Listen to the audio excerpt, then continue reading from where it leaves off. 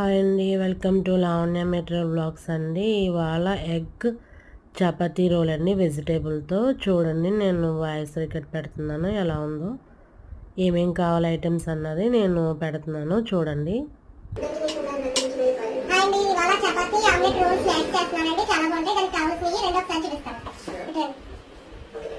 గంట ముందు నానబెట్టిన చపాతీ పిండి అండి ఇది.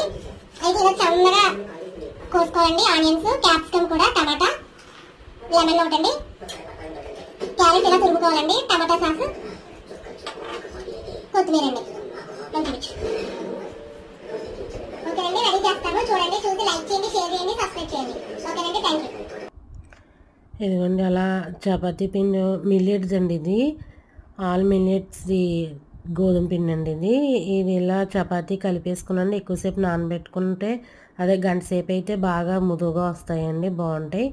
చపాతీ చేసుకోండి, అటు ఇటు అంటే ఒకవైపు ఎక్కువ కాల్చుకోవాలి, ఒకవైపు తక్కువ కాల్చుకోవాలండి. ఇది చపాతీ ఇలాగ అటు ఇటు బటర్ వేసి కూడా కాల్చుకోవచ్చు, చాలా బాగుంటుందండి.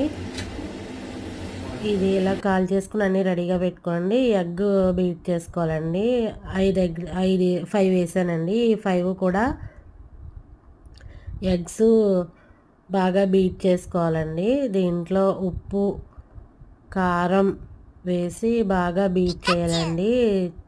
బాగా బీట్ చేసిన తర్వాత చపాతీ ప్యానం మీద చపాతీ ఎంత సైజులో ఉంటుందో అంత సైజులో వేసుకునండి. ఇది కొంచెం కొంచెం వేసుకొని ఎక్కువ కాలిందేమో చపాతీ మీదకి రావాలి, తక్కువ కాలిందేమో పైకి రావాలంటే మళ్ళీ అటు ఇటు కాలుస్తాం కదండి, బటర్ వేసి చాలా బాగుంటుందండి ఇది. ఇదిగోండి ఇలా అయిన తర్వాత అటు ఇటు కాలిన తర్వాత తీసేసి ఇదిగోండి టమాటా సాసు స్ప్రెడ్ చేయాలండి. చేసిన తర్వాత ఆనియన్, క్యారెట్, టమాటా, క్యాప్సికము, మళ్ళీ ఆనియన్, నిమ్మకాయ, కొత్తిమీర, టమాటా సాస్ వేసుకునండి, నిమ్మకాయ పిండుకొని రోల్ చేసుకోవడమేనండి.